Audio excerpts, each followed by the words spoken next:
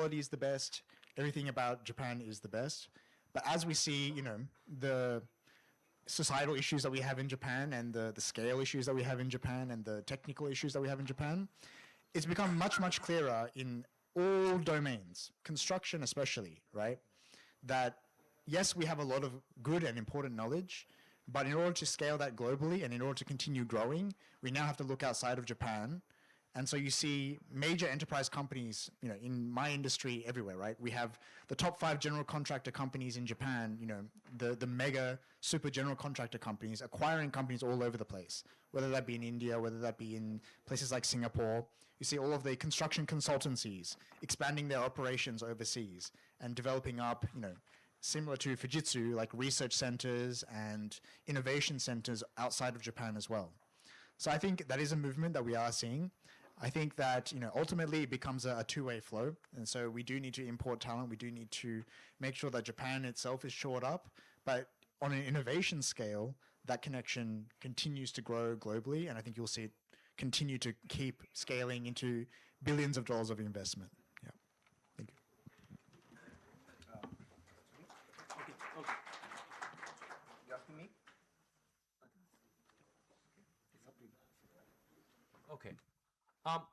Okay.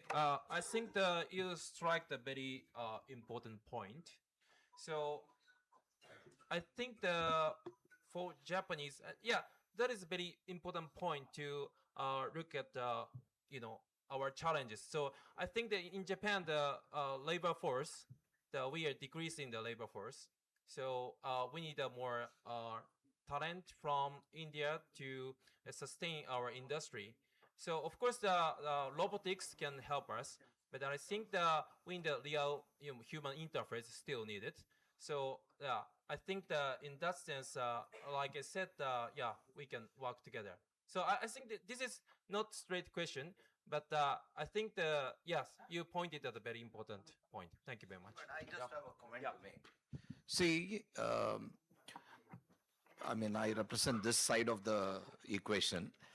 I've spent about 7 years in Japan. There is still a very significant gap between how we see ourselves and how Japan sees India. In terms of policy, in terms of risk, in terms of, lot of other factors which are very cultural in nature. Okay. In the 7 years post-COVID, due to significant challenges in supply chain, they are significantly improved their, sort of investment strategies with India as a focus. So if you look at the 2 very successful Japanese companies in India, of course, Suzuki stands out. The second one is Daikin. Okay, manufacture for the world with India as a base. These were the 2 standout companies, but you don't see too many other companies come in, right? It's not that they don't have problems.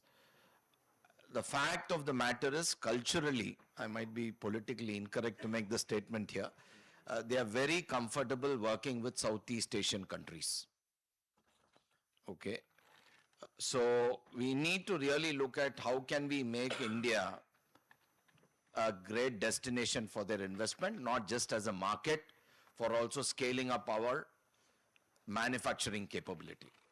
Vietnam, Thailand, Indonesia, Malaysia are markets where Japanese companies outside of the West have significant exposure to. So that is the primary destination, and those were colonies of Japan prior to World War II. Therefore, there is a lot of cultural integration between these 2 markets. So there is a little bit of history, so we need to unwind that. I think our governments have done a fantastic job.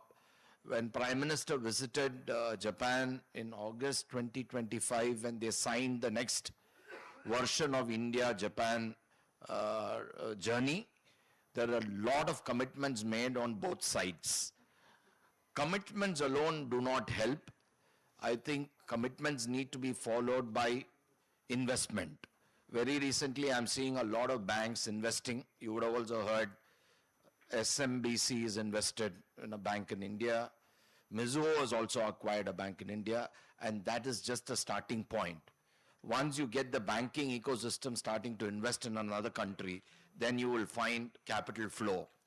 So I am very, very hopeful the next 5 years is possibly going to be the best time for the India-Japan relationship, given the struggles that Japan is having with the other Southeast Asian partners. So keep this in mind. There is a history associated with it, and we need to work to unwind some of the things that have happened in the past, and that's possibly why there is still reluctance.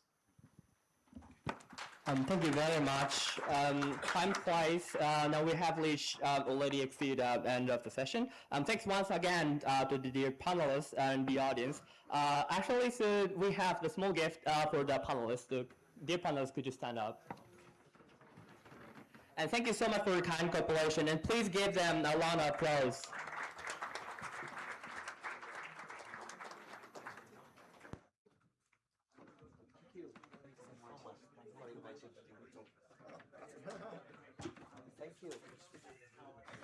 Now, we would like to close the event. Thank you so much for the participation.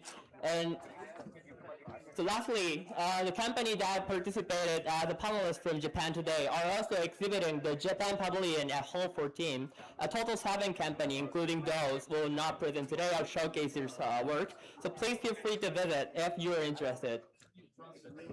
This concludes the event, and you may exit at your convenience. Once again, thank you very much for your participation today. Sorry for that. I really enjoyed what you said.